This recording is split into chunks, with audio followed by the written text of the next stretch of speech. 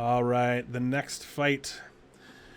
For the next fight, we move to a couple of newer up and comers in the UFC. We move to Ian Garry versus Darian Weeks. What have we got for a betting line there? We've got Garry as a huge favorite at minus 350. Darian Weeks come back on him as plus 295. This is an interesting matchup because it's clear that the UFC machine is behind Ian Garry, right? We had Conor McGregor, and now we've got Paddy Pimblett, and then right behind him we've got Ian Garry, right? Like when we see the UFC, obviously they don't do the greatest job of building stars necessarily, but you can kind of tell when they've hitched their wagon to somebody, especially fighters from different markets where they're really trying to make a splash.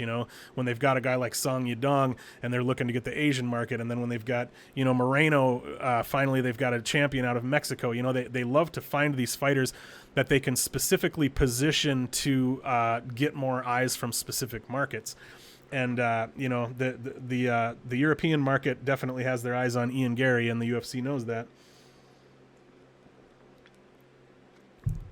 So Gary's made his UFC debut against Jordan Williams. The best way to explain the way that fight played out is that Ian Garry won impressively, but he did not look impressive until the moment he won impressively, right? I think people were expecting Ian Garry. I mean, Jordan Williams he's a solid enough fighter, but not a spectacular fighter.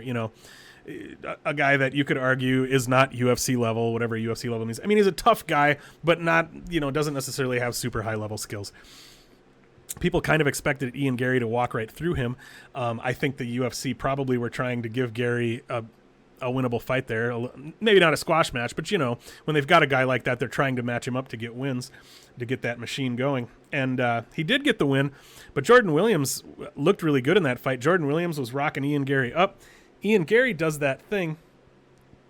A lot of fighters do this. I pointed this out in the breakdown for Cyril Gane versus Francis Ngannou. I pointed out the same tendency in Cyril Gane.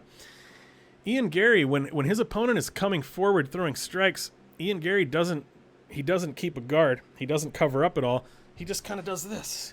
He just kind of leans back, and he moves straight backwards, and he leans back. And what can happen is he'll move straight backwards into the fence, and then he's just there, So that's a tendency that can be capitalized on if he doesn't change that. If he doesn't start moving laterally, or if he doesn't start covering up, or both, he just literally moves straight backwards and pulls his chin back and hopes he's going to get out of the way. I don't know if Darian Weeks is the guy who's going to be able to capitalize on that, but just something that I noticed. Ian Garry is pretty hittable. Jordan Williams was able to tag him up pretty good in that first round, and so. I think the UFC wants Ian Garry to get a win here.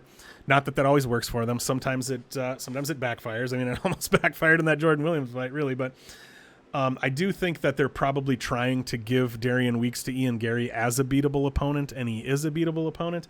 However, where that line is at now with Garry being like minus 350 to minus 370, I don't think I agree with that.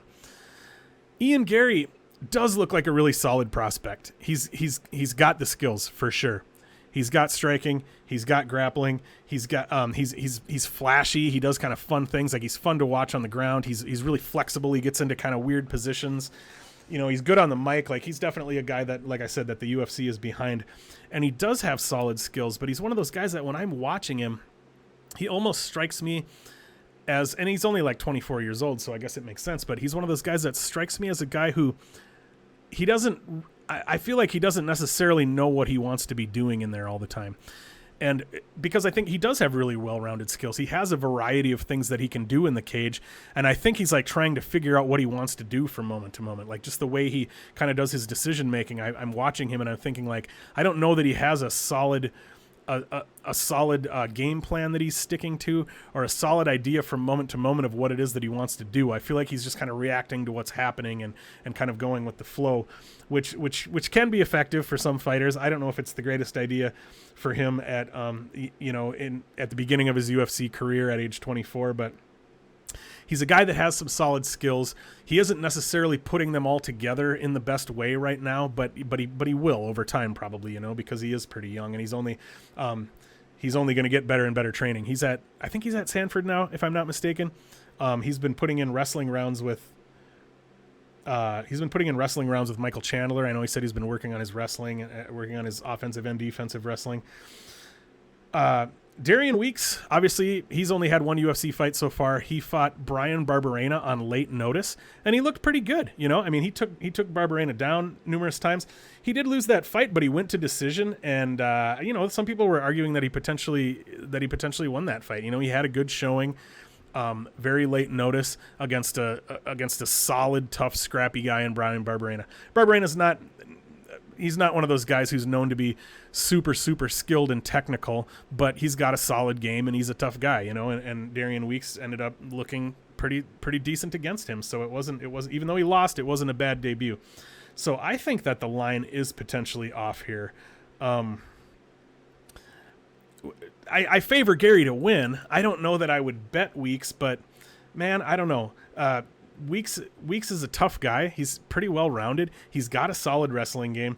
I mean, Ian Garry's been working on his wrestling, and it's not like his wrestling has looked terrible, but that is something that you always kind of have to keep in mind when you've got a fighter who's been training in Europe for all of his life, is that, nothing against the Europeans, and they're starting to catch up. Everybody's catching up everywhere with everything, but, there is always kind of the standard knowledge that the level of wrestling training in Europe just isn't as high as it is in America, and I think that that's still true. How much longer will it be true? I don't know, but if Darian Weeks looks to push the wrestling here, could he have success getting Ian Garry down and holding him down? Is Ian Garry going to be able to find a submission off of his back if we do end up in those positions?